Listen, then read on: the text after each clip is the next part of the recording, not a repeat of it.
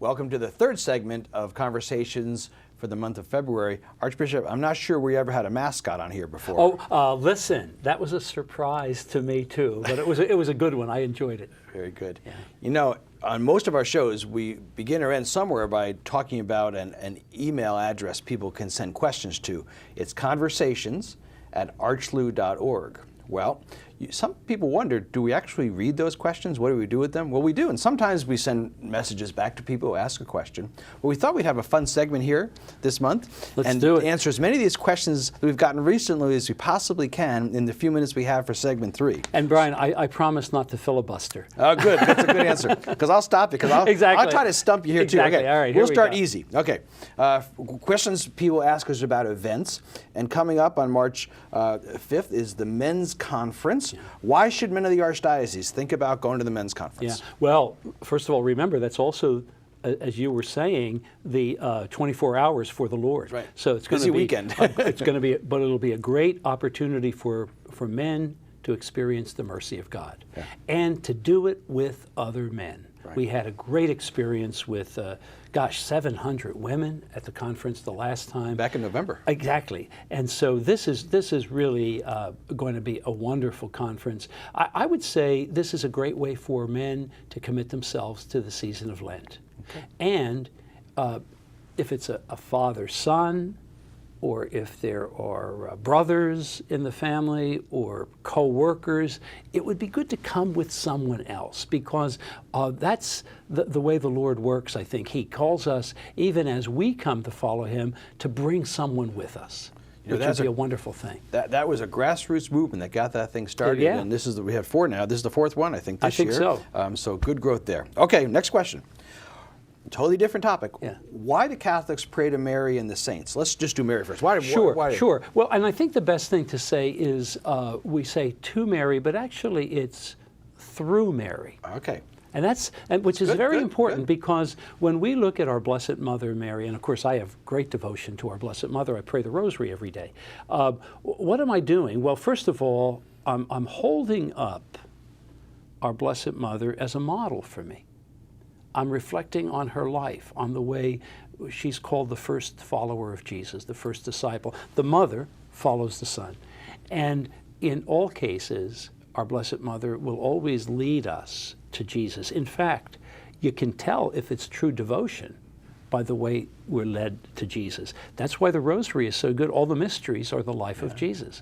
And so that would be the first thing. And then secondly, we use the word intercessory. An intercessor is someone who speaks on my behalf. So if I know that you have an in with someone, I might say, Brian, put in a good word for me. There's something very, very human about that. Well, in many ways, that's what intercessory prayer is, saying, Blessed Mother, I'm not the perfect prayer. I'm going to pray to God. I'm going to pray through Christ. But we're a family. We're what do they say? A cloud of witnesses. Please let me join with you. Let me ride your coattails a little bit. And there's something. It's a very human and a very family way for me to pray through the intercession of someone. Of course, I do St. Joseph. I have a long list of those through whom I pray. But that would be the 2 ways to look at it. It's not so much to, but it's through. Very good. And it's both to see the model and then also to get the intercessory. Okay, now I'm used to the Hail Mary, but now I got this line. Blessed Mother, put a good word in for me. Exactly. I got it now. That's going to really help me. Good, I know that. Good. Okay, we're in the middle of Lent here, and people start talking right away. One of the Catholic symbols that people identify right away are ashes on the forehead.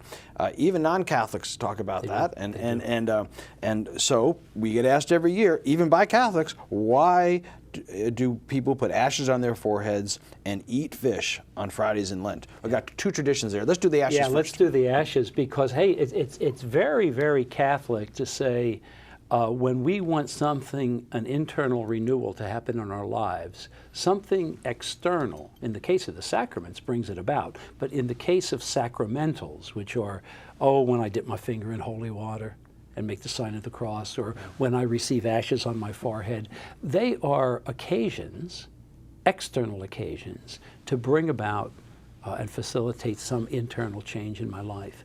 And we call that the principle of sacramentality. It means that something external is somehow connected with. Now, with sacraments, of course, with baptism, the pouring of the water actually brings about the change in me. But in sacramentals, it's an occasion to foster that. And you know that ashes have been considered in a time-honored way as a penitential and humbling sign. Yeah. So people, when they go from work or whatever and get ashes on their forehead and the sign of the cross, they really shouldn't go back and brag about it. In other words, it really is meant to be a sign of saying, hey, I'm a sinner.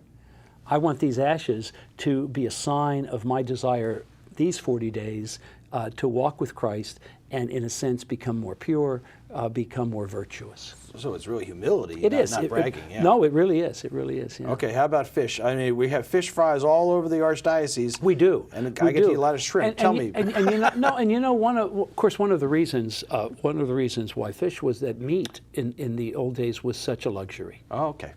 Meat was this luxury, and even today, I think there are many families who live on macaroni and cheese, and who understand how meat is a luxury. And it's basically saying, let me give up. Here's the best expression I ever heard. When we fast or give up something, is Jesus was so caught up in his Father's presence that he didn't think of eating. We have a little bit of that if somebody's in our family that's sick in the hospital, and you think, my gosh, I was so concerned. I missed lunch. Yeah. I missed something. Well, we try to do it in reverse. We try to somehow enter into that experience. We think, well, if at least I deny myself some legitimate pleasure, like eating meat or fasting, that maybe that will help me enter into the spirit of Jesus. Okay, very good. Well, I got lots of questions here. We only got about a minute or so left, so a couple of quick questions. Go ahead. Who's your favorite saint? Oh, St. Joseph. You know, my mom and dad named me after Joseph, so St. Joseph would be, I love him. He's a strong saint. Do you know who mine is? No. Patrick. Oh, why am I surprised at that? I just started checking that with you. What was your favorite subject in school? Oh, gosh. You know, I love school. I shouldn't brag about that, but I loved math. I loved social studies, history. My favorite one was religion. I really did. I loved learning about God. And you chose the right job then. Yeah, I did. He chose me. Okay, and last question. Of all the places you visited in the world, particularly your travels as Bishop President, what's been your favorite place to visit? Oh, gosh, you know what? That's interesting. This past year, of course, I've been to Ukraine, to Haiti, to Rome. This year I'll be to Poland. I guess the Holy Land, even though I haven't gone recently, I think maybe walking the steps of Jesus. Very good. Hey, this is fun doing these questions. We'll have to do that again. I love it. Let's do it again. Hey, thanks everyone for being with us for the February edition of Conversations with Archbishop Kurtz. Visit us again next month, and we'll be back with a new edition of this fine show. Archbishop, thanks very much. St. Patrick, thank you. Pray for us.